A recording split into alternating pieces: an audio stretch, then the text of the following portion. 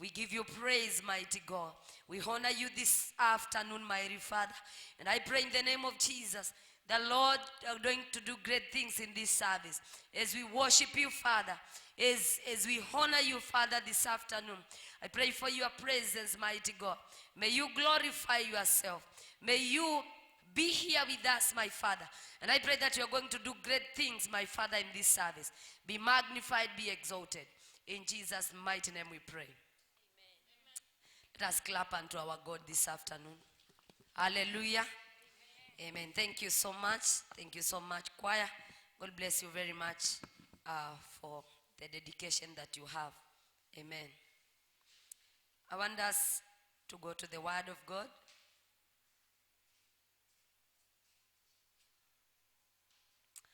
I want to read in the book of Esther chapter 3.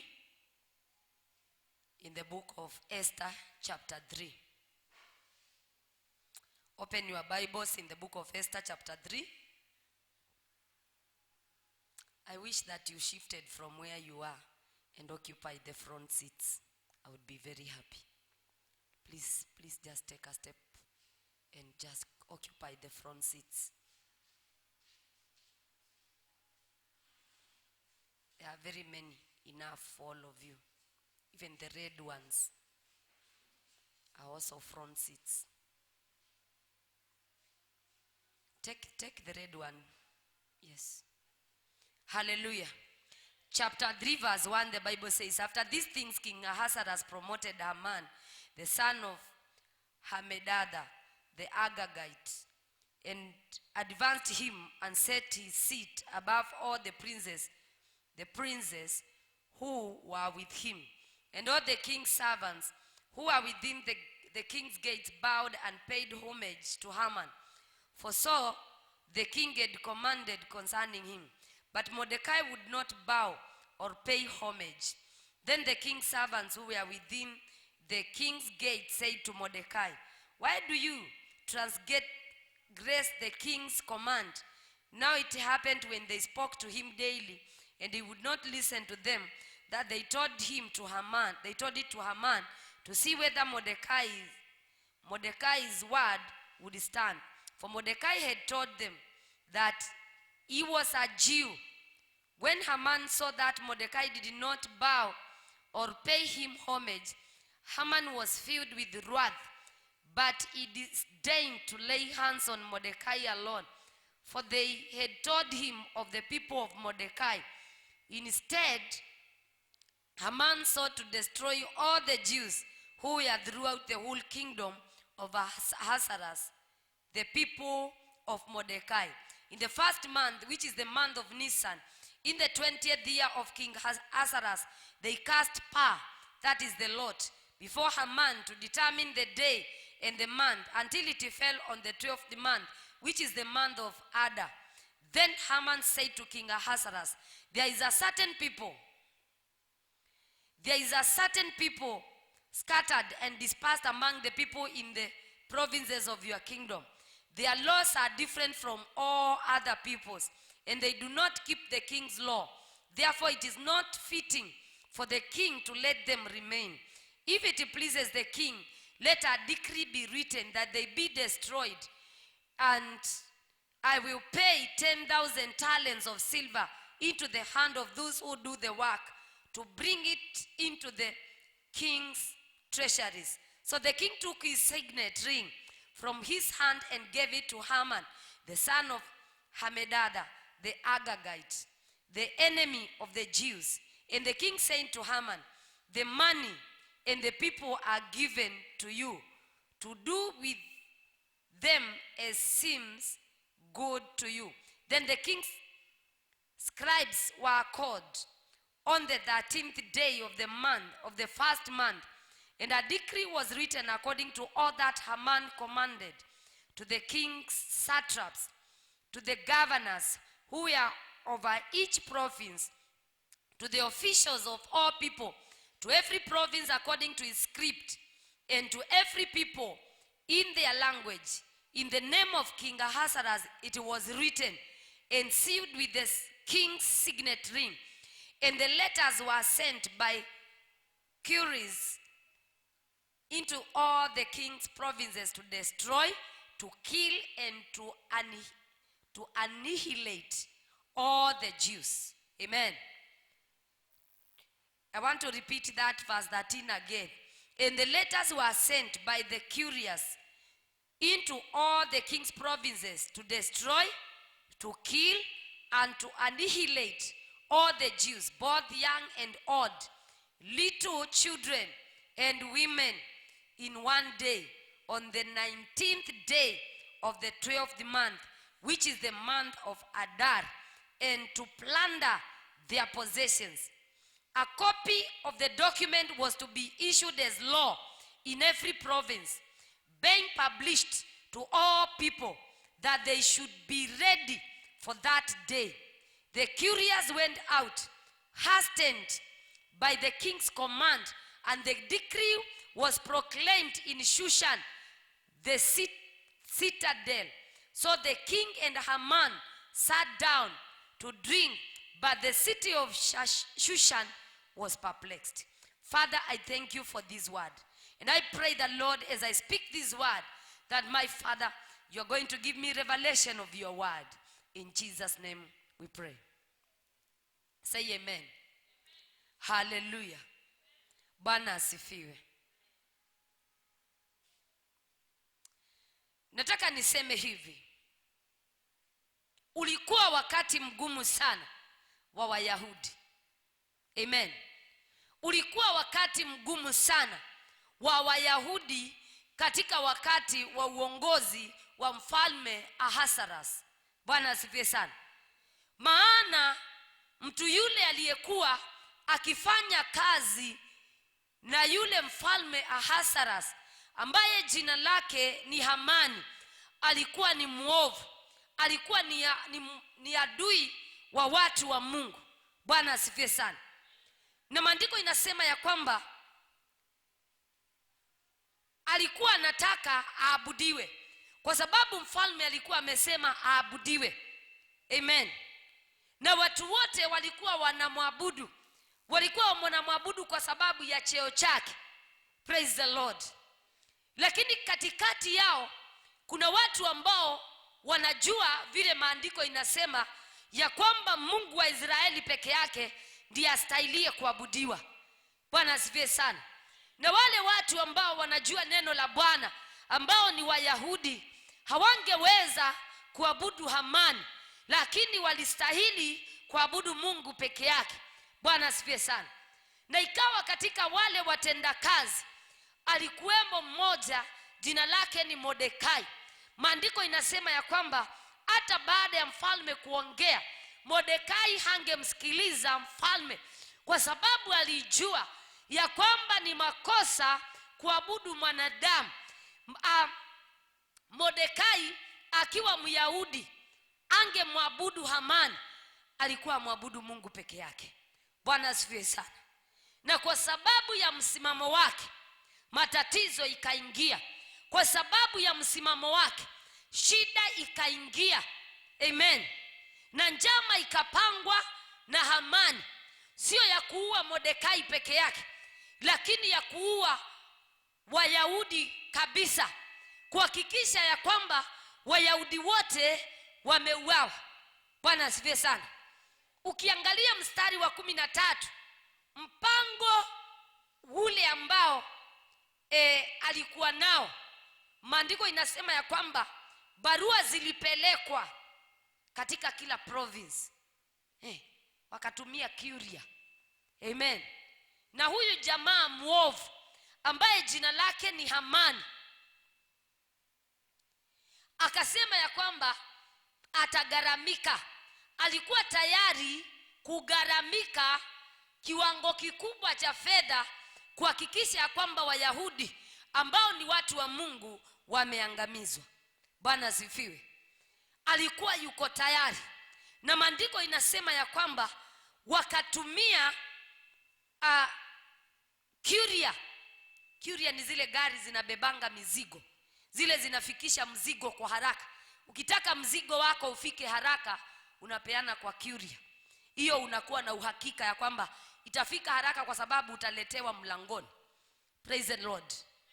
Kwa hivyo wakatumia hizo gari ambazo ni za kufikisha hizo barua kwa haraka, zikasambazwa kila mahali, ya kwamba wana wa Mungu ambao ni Wayahudi walikuwa wanastahili kuuawa.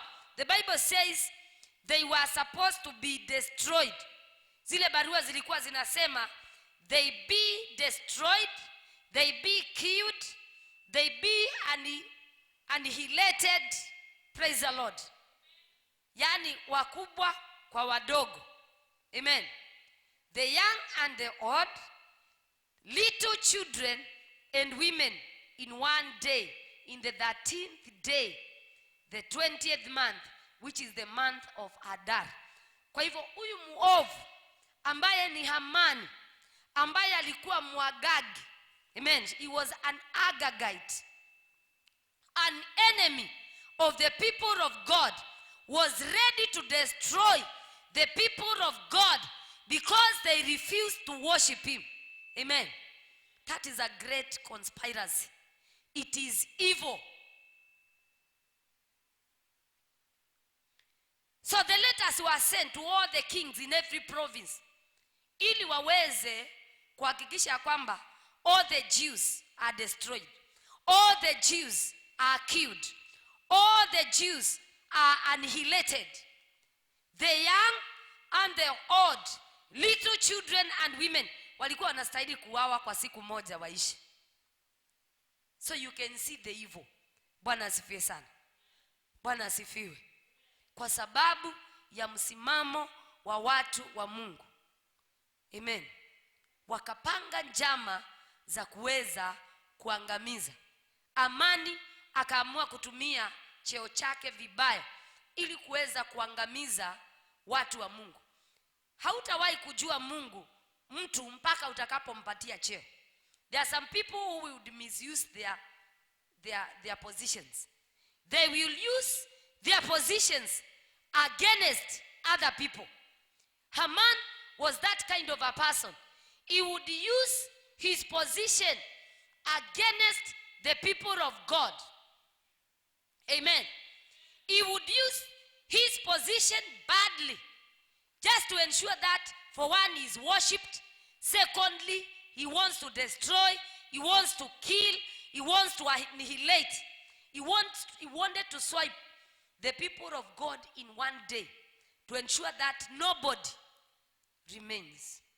Praise the Lord. Because Brother Mordecai refused to worship him. When other people are worshiping him, Mordecai refused to worship him. And he said, I am a Jew. Amen. He answered them and said, I am a Jew. When the other people asked him, why are you not doing according to the word of the king? And he said, I am a Jew. Hallelujah. Praise the Lord. Meaning that I am not a compromiser. And I'm here to tell you that you are not supposed to be a compromiser. Amen. You need to stand for what you believe. You cannot worship a human being to retain your position. You cannot worship a human being. You will have broken the law of the Lord. So Mordecai stood his ground and refused to worship Haman. And then the other workers reported it to Haman. And Haman, because he was an evil man, when he went before the king, he sought to destroy all the Jews. He sought to kill all the Jews to ensure that he swipes them from that kingdom. Bwana asifiwe. Sijui kama ingekuwa ni wewe ungefanya namna gani. Bwana asifiwe sana. Nataka uangalie imani yako. Kama imani yako iko na mizizi kiasi hicho cha kukataa kuabudu mwanadamu. Kwa sababu Mordekai alikataa kuabudu mwanadamu. Wakati watu wale wengine wote waliamua kumwabudu Haman, Mordekai akawa na msimamo. Akakataa kumwabudu kwa sababu hakutaka kuvunja sheria ya Bwana. Praise the Lord. Bwana asifiwe sana. na mipango ikapangwa, mpaka siku ilikuwa imepangwa ya kuangamiza. Mpango ulikuwa ni kuangamiza Wayahudi wote kwa siku moja. Walikuwa tayari kuua hata wale watoto wachanga, kuua wamama, kuua wakubwa kwa wadogo, kuhakikisha kwamba hakuna mtu yeyote ameweza kubakia. Bwana asifiwe. Praise the Lord. And the Bible says, ukiendelea in chapter 4, utaona ya kwamba walifanya hivyo na wakatarajia ifanyike. Na maandiko inasema ya kwamba ukisoma chapter 4 utapata ya kwamba Mordekai alikuwa mmoja wa wale watu ambao walijua ya kwamba barua zimeandikwa na mfalme ameweka sahihi ya kwamba Wayahudi wote waangamizwe. Bwana asifiwe sana. Na neno la Bwana linasema ya kwamba kuanzia wakati ule Mordekai akaingia katika maombi ya kufunga. Amen. Akavaa gunia. Amen. Kuvaa gunia wakati ule ilikuwa ishara ya kwamba mtu amefunga. Sasa hii hatuhitaji kuvaa gunia. Amen. You don't need to do so. It's only one brother I saw one day. We were in prayer and fasting na akaja amevaa gunia. I didn't know, I thought amechanganyikiwa. Na nikamwekelea mikono nikakemea, akaniambia kwetu huwa tunavaa gunia. You don't need to do it now. Praise the Lord. But you can pray and you can fast. But that time, because wakati ule ulikuwa mwingine, say we are living in another dispensation where Jesus, it is a new covenant, we are in a new covenant with Jesus. Praise the Lord. Wakati ule walikuwa wanafanya hivyo, lakini wakati huu huwa hatufanyi hivyo. Wakati tumefunga na kuomba, huwa tunaoga vizuri, tunang'ara, hatujipaki jivu. Amen. Usijipake jivu kuonyesha watu umefunga. Actually tukifunga hatutaki wajue kama tumefunga, because we keep on smiling for them. Amen. We keep on being strong for them because it is not a punishment. The grace has been released and we are doing it willingly and we are not struggling because God has already released the grace of our lives. Kwa hivyo Mordekai alipojua ya kwamba barua zimetumwa na ya kwamba mfalme ameziweka sahihi, neno la Bwana linasema ya kwamba akatoa nguo, akavaa gunia na akakaa katika lile lango la mfalme. Amen. Akakaa karibu na lango la mfalme, ambapo pia ilikuwa ni hatia mtu kuvaa gunia akiwa kwenye mlango wa mfalme. Bwana asifiwe sana. Na kwa sababu tayari kulikuwa na mmoja wao ambaye tayari alikuwa amefanyika kuwa mke wa mfalme, kulikuwa tayari na dada mmoja jina lake ni Esther, alikuwa tayari ameolewa na mfalme. Kwa hivyo kwa palace kulikuwa na Esther. Na neno la Bwana linasema wakati Esther alipopata ripoti ya kwamba Mordekai anavaa gunia, akaona ya kwamba Mordekai anaaibisha. Amen. Nataka niseme hivi, hakuna aibu.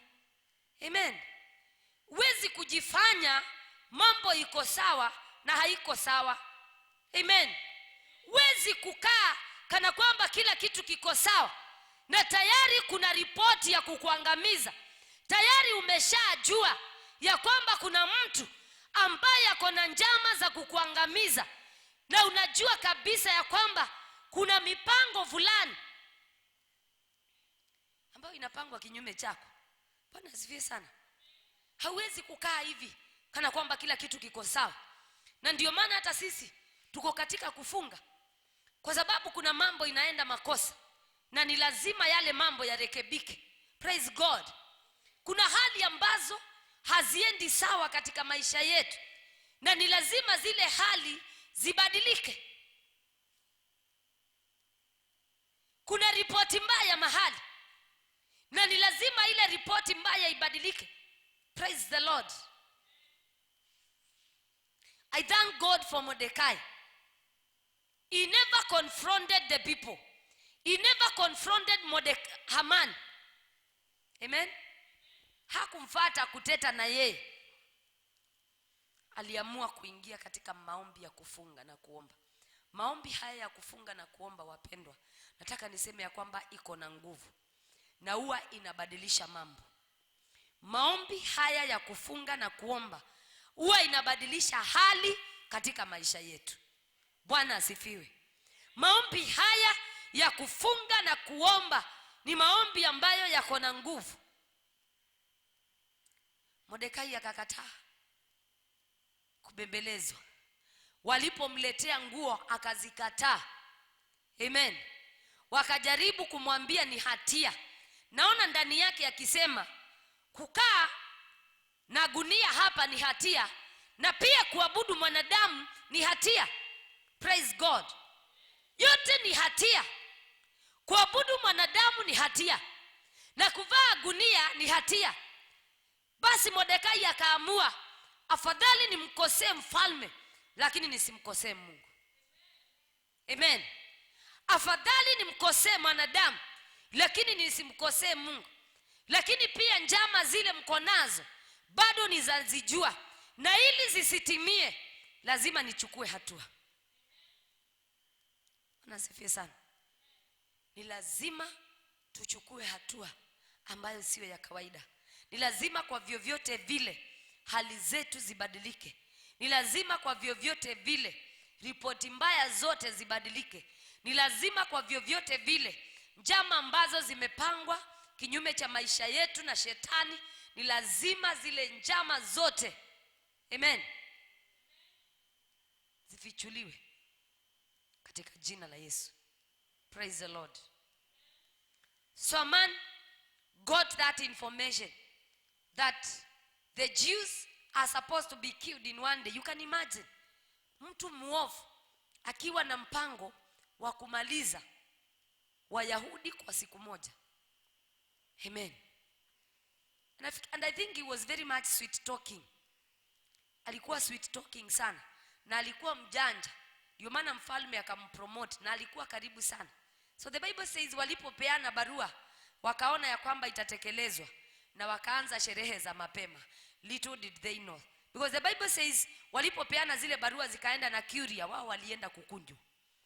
Hamani na mfalme wakaenda kusherehekea kwa pombe, wakingojea wapewe ripoti. Bwana asifiwe sana. Haleluya. Tunabadilishanga njama za shetani tunapofunga na kuomba. Amen. Tunapoingia katika kufunga na kuomba, haijalishi ni mambo gani yamepangwa kinyume chetu. Amen. Lakini huwa hakuna kitu kinaweza kutimia. Maandiko inasema ya kwamba hakuna silaha ambayo imeundwa kinyume chetu itakayotimia. Bwana asifiwe sana. Kile ambacho kitafanya hizo njama mbaya na hizo silaha ambazo zimeundwa na shetani kinyume na familia yako zikose kutimia, ni kwa sababu yako wewe kuingia katika maombi. Ni lazima nawe pia uwe na nafasi, uchukue nafasi yako ambayo ni nafasi ya kuomba. Usiwahi kupata ripoti mbaya na ukakaa kana kwamba hakuna kitu kinaendelea. Because I'm telling you the truth, if you don't take action, the devil will succeed. Amen. And there will be no glory there to God, because the devil is real. The same way that God is real, the devil is also real. So you must know that you have a place to take. You have an action to do. You have been given power and authority, and you must exercise the power.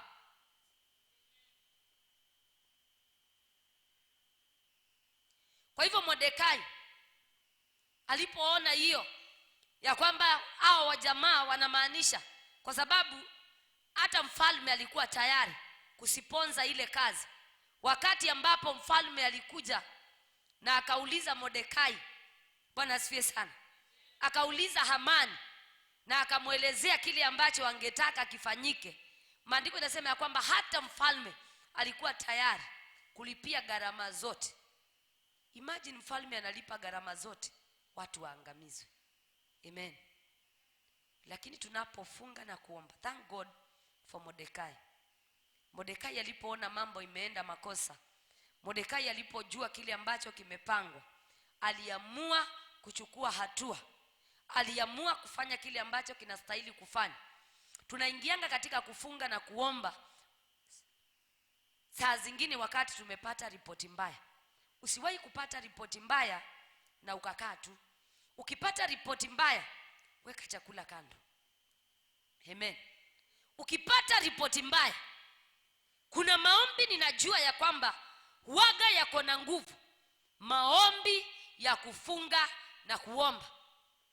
Na maombi haya ya kufunga na kuomba iko recommended at times when you get bad news. Unaweka chakula kando. Sio kila wakati utafunga kwa sababu pastor ametangaza. Even sometimes, because I know we go through trash. Tunapitianga mambo tofauti kila mmoja kwa wakati ulio tofauti. Lazima ujifundishe pia wewe kama mtu binafsi kuwa ukiingia katika maombi ya kufunga na kuomba, jifundishe kujipangia siku zako. Jifundishe kutoka katika hali zako za kikawaida kubadilisha tabia zako za kuishi. Praise Jesus. Mtu ambaye ufunga na kuomba ni mtu ambaye hawezi kuchezewa. Ukitaka uone victory katika maisha yako, jifundishe kufunga na kuomba. Praise God. Sio ile tu ya kutangazwa kanisani, lakini saa zingine nataka kusikia ukiniambia pastor nimefunga. Amen. Nikikukaribisha kwa chai unaniambia Sunday pastor nimefunga. Hallelujah. Ni lazima, kwa sababu tutaishi namna gani? Na wacheni niwaambie wapendwa, hii hadithi inaonyesha vile ambavyo watu ambao wameokoka maisha yao iko hatarini. Nataka nikuambie ya kwamba wewe vile umeokoka uko hatarini. Familia yako iko hatarini. Amen. Kila kitu chako kiko hatarini. Shetani anakupiga vita kulia kushoto, kila upande shetani yuakupiga vita. Na ni lazima zile vita uzishinde. Na ni lazima ujifundishe kukaa maisha ya kufunga na kuomba. Ndio maana kufunga na kuomba inastahili kuwe lifestyle. Prayer and fasting should be a lifestyle of anybody that is born again. Amen. You need to take a day in prayer and fasting and say, today I will get into prayer and fasting. I want God to make a way. Amen. Teach yourself. Because if you don't learn to pray and fast, you will become a failure. You will fail. Tupepo utumwa tu, tukuje tukuzuie barabarani. Tupepo tu wengine hatunanga hata meno, tunakuja kukutishia tunafanya hivi. Amen. Na hakuna kitu tunaweza kufanya. Na tunangojea na wewe ufanye hivi tutoroke. Lakini sasa wewe badala ya ufanyie tu urespond tupepo tutoroke, wewe ndiye unatoroka. Na unafanya kingdom inapata aibu. Bwana asifiwe sana. Tupepo tunasimamanga njiani kukutishia. Tukikwambia lazima, I told you, you will be fought because of your faith. Amen. You will be fought because of your faith. Na nikwambia kama ulimwengu ulikataa Yesu, hakuna vile ulimwengu utakukubali. Ulimwengu ulikataa Yesu. Yesu hakufanya chochote. Yesu hakuwachukia. Aliwaponya, akawapa chakula, akawafufua, lakini hata hivyo hawakumpenda. Sasa wewe unatarajia kweli ulimwengu ukupende? Amen. Utapigwa vita kwa sababu ya imani yako. Wajua huwa nashangaa mara nyingi watu wale wameokoka huwa wananishangaza. Ukichukiwa na wamama wa kilimwengu unababaika na unaenda kuwauliza, mbona mnanichukia? You don't need to get that time. Unashuka sana chini sana. Hawafai kukupenda. Amen. Hawafai kukupenda. Kwa nini unataka kupendwa na ulimwengu? Maandiko inasema ya kwamba ukifanyika rafiki wa ulimwengu utakuwa adui wa Mungu. Wakati tu utakuwa umefanyika rafiki wa ulimwengu, ujue ya kwamba tayari wewe ni adui wa Mungu. Lakini ukiwa rafiki wa Yesu, lazima automatically unakuwa adui wa ulimwengu. Hata ukienda uwalipie bills za hospitali, bado watakuchukia. Bado ukifuatilishia, utapata ya kwamba katika zile njama za kukuangamiza wako pale ndani. Praise God. Kwa hivyo mchana wa leo nimekuja kusema hivi, nimekuja kukuambia hivi, utapigwa vita kwa sababu ya imani yako. Na kwa hivyo ni lazima ujue ya kwamba tayari ulipokiri Yesu kuwa mwokozi wa maisha yako, uliingia katika uwanja wa vita. Katika uwanja wa vita utapigana kila wakati. Survival yako itategemea na vile utakavyopigana vita. Maandiko yanasema ya kwamba tangia wakati wa Yohana Mbatizaji mpaka leo, the kingdom of God is under attack. This kingdom is under attack. That is why your family is under attack. Your life is under attack. Your children are under attack. Your business is under attack.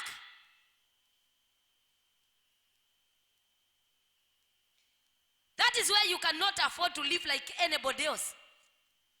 Wale ambao hawajaokoka biashara zao zinaendelea, kuna kule huwa wanaendanga. Bwana asifiwe.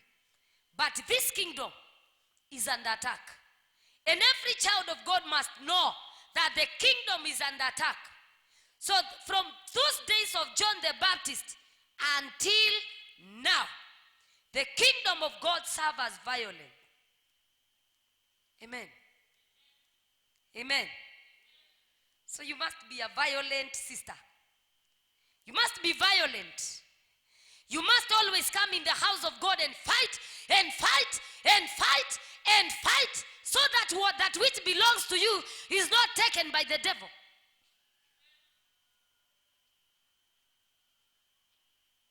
Everything is about fighting. You will have to fight for your children to go to school. You will have to fight for your business to thrive. You will have to fight for your ministry to grow. Everything is about fighting. Because the kingdom is under attack.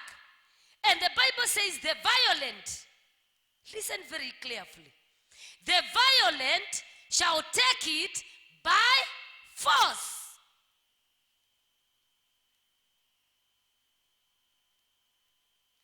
I do not want to be a pastor of good sisters and good brothers. I would want to be a pastor for violent sisters. Shetani akigusa mtoto wako unamwambia, you don't know what you are doing, devil. You don't know what you are doing, devil. Hallelujah. You don't know what you are doing. Dare touch. I want to see sisters who dare the devil to touch. Amen. I want to see brothers who dare the devil to touch what belongs to them. Praise Jesus. The devil is not to be feared. The devil is to be resisted. You must be violent. Stop being a good sister the way you are. You are very nice. You are very nice. Even the demons are always very comfortable when they are hanging around you, because you are a very good sister. A very good sister. Demons feel comfortable when they are there. They are there with you. They just hang there around you. They keep on terrorizing you. Mtoto anapatwa na temperature, unapeleka pale juu kwa clinic, anatibiwa. Ukienda upande huu, mlango wako umefungika.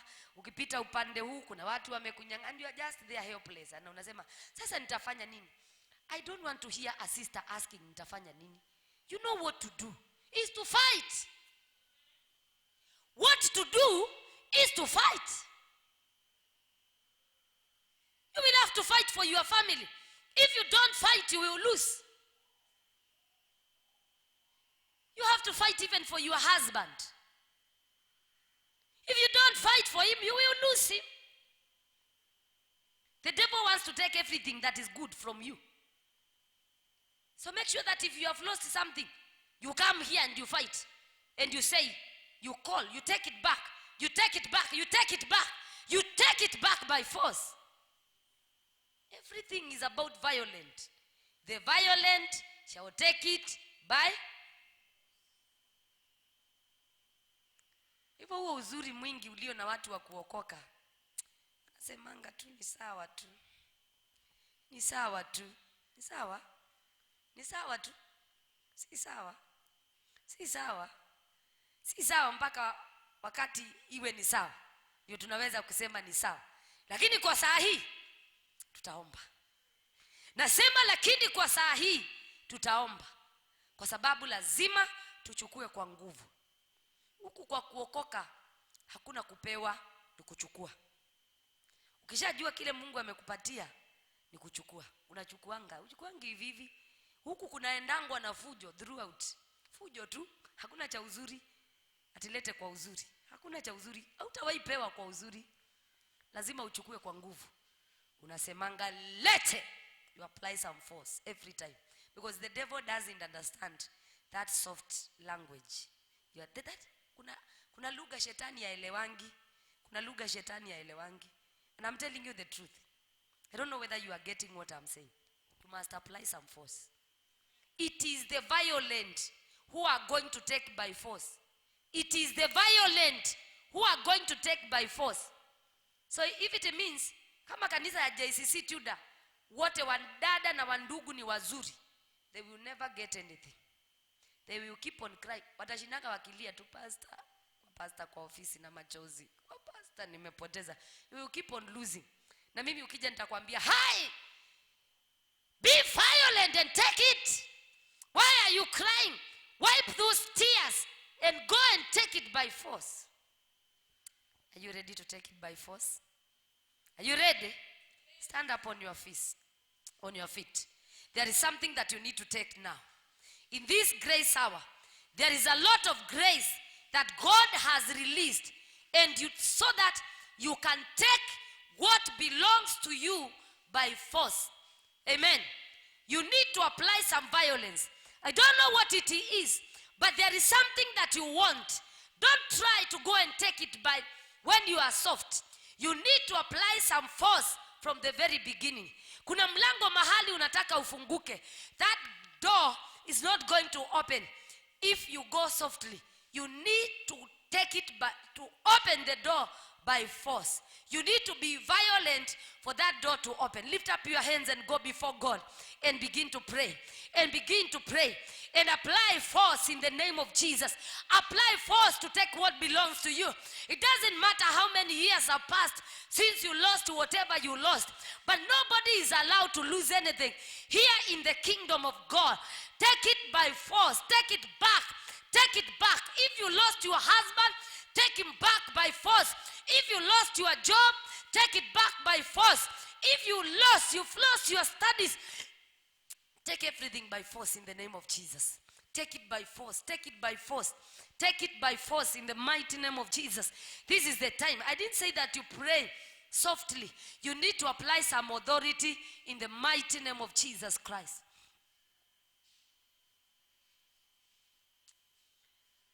Rabashaka la balaba shente de balabasa. Riamakonta la balaba shanta la balaba. Lekente de balaba shanto robosai. Rema shandolo boshika rabakanda. Father, your people have lost, my God. And this kingdom suffers violence, my God. In the mighty name of Jesus Christ. As they come before you, Jehovah. As they come before you, King of glory. And as they use the authority that you have given unto them, Father, I pray that they are going to recover all. In the mighty name of Jesus Christ. Those that lost businesses will recover. Those that lost families will recover. Those that lost children will recover. Everything that they have lost. Some have lost families, my Father. In the name of Jesus, I pray that they will recover. In the mighty name of Jesus Christ. Makanda laba shekere bakando. In the mighty name of Jesus, I pray that in this grace, our Lord, they will take it, my Father. Oh, for the glory and honor of the name of the Lord. Master, be exalted. Master, be magnified. Master, be glorified. In the mighty name of Jesus. For there is no one else like you, Jehovah. You are great, mighty Father. You are great and greatly to be exalted. You are great and greatly to be magnified. In the mighty name of Jesus. Ramashaka labalaba shentere balabasai. O riamashanda labakonta labalaba. Lekente lebalaba shanto robosai. Lamakande lebalaba shintiri balabakonta. In the mighty name of Jesus, you are worthy, mighty Father. You are worthy, everlasting Redeemer. You are worthy, King of glory. We exalt you, Jesus. We bless your name, Jesus. We adore you, King of glory. For there is no one else like you. Father, remember your people. I have spoken your word, my Father. And I pray that you're going to follow your word and that you're going to fulfill it, Jesus. And let your name be exalted. We bless you and we honor you. In Jesus' mighty name we pray. Amen. Pigia Yesu makofi mazuri. Hallelujah. Amen. Tunataka kumtolea Bwana sadaka zetu mchana wa leo. Na kwa hivyo ninaomba kaweze kuchukua sadaka nzuri, tukaweze kumtolea Bwana na atakubariki. Nilisema ya kwamba chochote ambacho unamtolea Bwana huwa kinarudi kwako kikiwa kimeongezwa mara nyingi. Amen.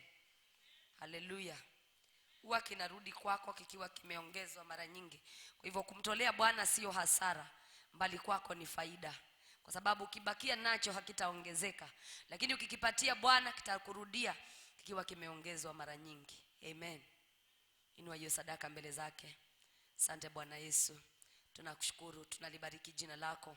Wewe ni mwaminifu. Tunakutolea mchana wa leo. Tunaomba ya kwamba utapokea sadaka zetu, utapokea na zaka zetu Bwana. Katika jina la Yesu Kristo ninaomba ya kwamba Baba ukajitukuze kwa sadaka hizi, ukazipokee na kisha ukabariki maisha yetu. Tunakupa sifa na tunakupa utukufu. Na ni kwa Yesu Kristo Bwana na Mwokozi tumeomba. Wale ambao mnatoa online, kuna paybill number. Wale ambao mko kwa sanctuary, wale ambazo fedha zenu ziko kwa simu, basi mnaweza mkatumia paybill number ambayo mnaweza mkaiona. And then wale ambao pia wako online, iko kwa screen yako, unaweza ukatumia. Namshukuru Mungu sana kwa wale ambao mmekuwa mkitoa online. Hizo sadaka huwa ninazipata vizuri, na Bwana aweze kuwabariki na Bwana azidi kuwainua kwa sababu ya uaminifu wenu. Tunafika tamati ya ibada yetu ya mchana wa leo. Tuko na maombi jioni. Tarudi hapa saa 11:30, na ninaomba ya kwamba kila mmoja apange kupatikana. Kuna wakati wa kila jambo. Sasa ni wakati wa kuomba. Amen. Hivyo naimiza kila mmoja tuendelee na kuomba na tusiache kuomba. The Bible says that we pray always. We pray always, we give thanks always. That is expected from us by our God. Stand up on your feet.